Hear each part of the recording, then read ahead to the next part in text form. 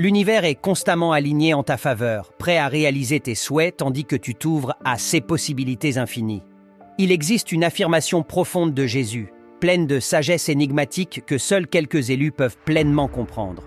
Malgré sa simplicité apparente, la profondeur de cette déclaration est souvent sous-estimée, mais elle a une signification immense.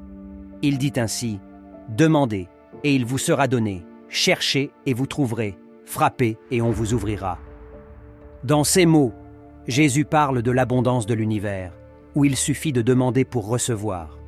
Cependant, beaucoup d'entre nous peuvent dire « J'ai demandé d'innombrables fois, mais mes souhaits restent insatisfaits. » Cela découle du fait de ne pas prêter attention à un aspect crucial qui échappe à notre perception.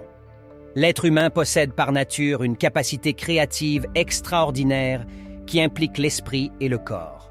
Chaque moment de notre vie implique un acte de création, de la tenue harmonieuse que nous choisissons aux magnifiques symphonies musicales. Chaque action façonne notre existence, dessinant la trajectoire de notre vie.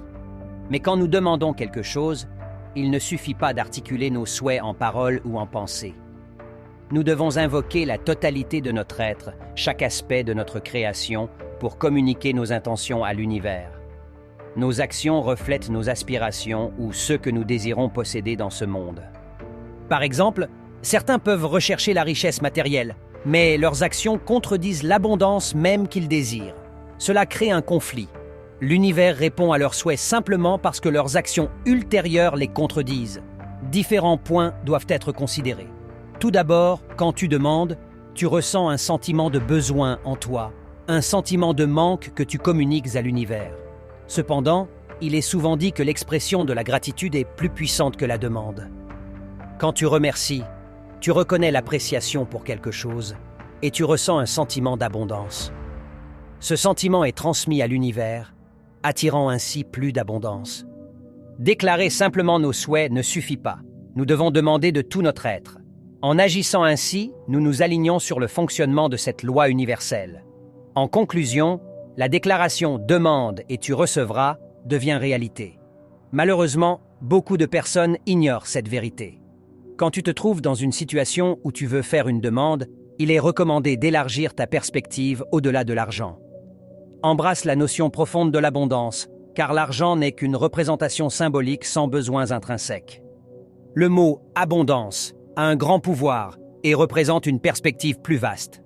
En essence, l'esprit prend le contrôle, utilisant l'esprit et le corps comme moyens d'expression dans ce monde terrestre. Il manifeste l'abondance à travers tes pensées et, tout aussi important, à travers des actions bienveillantes et empreintes de gratitude. La peur ne devrait pas te freiner.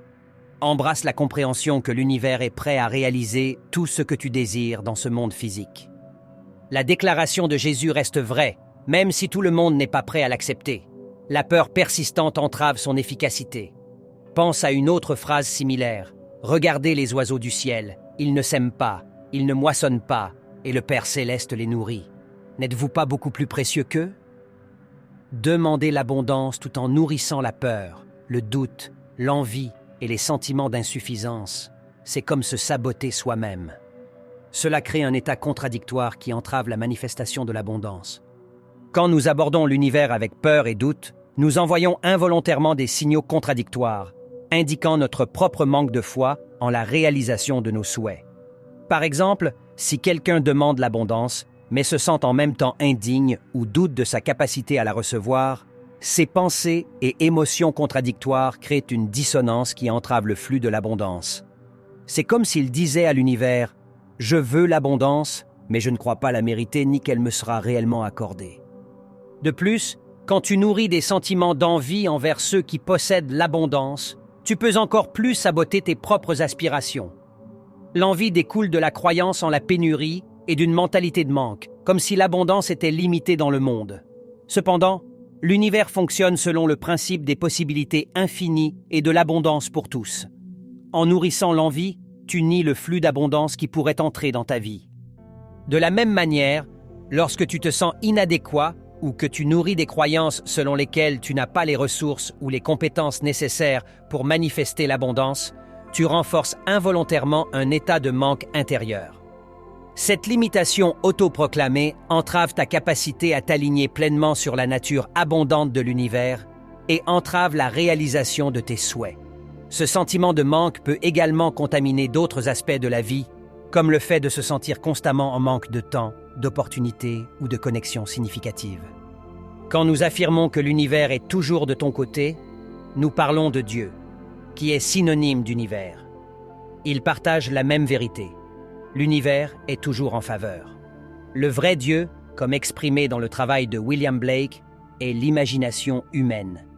L'homme est toute imagination et Dieu est homme, nous incluant tous. Le corps éternel de l'homme est imagination, qui est Dieu lui-même. L'imagination divine agit instantanément. Mais quand elle se manifeste dans la forme humaine, la foi devient une condition nécessaire. Nous devons croire pleinement en la réalité de nos actes imaginatifs, même lorsque la raison et les sens les contredisent. En embrassant la foi, nous trouvons la synthèse entre l'espoir subjectif et la manifestation objective. Peu importe ce que le monde peut te dire, tout ce que tu vois a été imaginé par quelqu'un à un moment donné. L'imagination est une force puissante qui persiste et façonne notre réalité. C'est par le pouvoir de ta propre imagination que les idées et les visions peuvent se transformer en manifestations tangibles dans le monde physique. Mais quand il s'agit de l'imagination humaine raffinée, une condition est imposée. Tu dois non seulement imaginer, mais aussi croire. Une fois que tu es convaincu de la réalité de ton imagination, rien dans le monde ne peut empêcher sa manifestation. Ton imagination et ta foi sont les substances avec lesquelles tu projettes et justifies ton monde. Pense simplement à l'acte de te réveiller le matin. Quand nous nous réveillons le matin et croyons sincèrement que nous nous lèverons du lit, nous le faisons. Ce n'est pas seulement le résultat de notre force physique, mais une preuve de notre foi, de la croyance profonde que nous nous lèverons et saluerons la journée. À l'inverse, si la foi en notre capacité de nous lever faisait défaut, nous resterions au lit. L'esprit seul ne peut pas manifester de résultats, mais c'est la conscience qui importe. Il est essentiel de lâcher prise sur les circonstances extérieures et de faire confiance au pouvoir de la foi. Ton statut social passé ou ton niveau d'éducation n'ont aucune influence sur ton potentiel.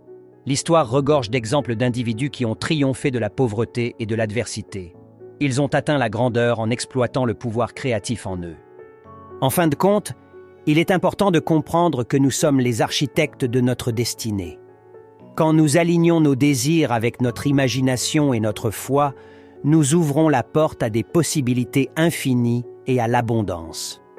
Souviens-toi, l'univers est toujours de ton côté, prêt à réaliser tes souhaits si seulement tu crois.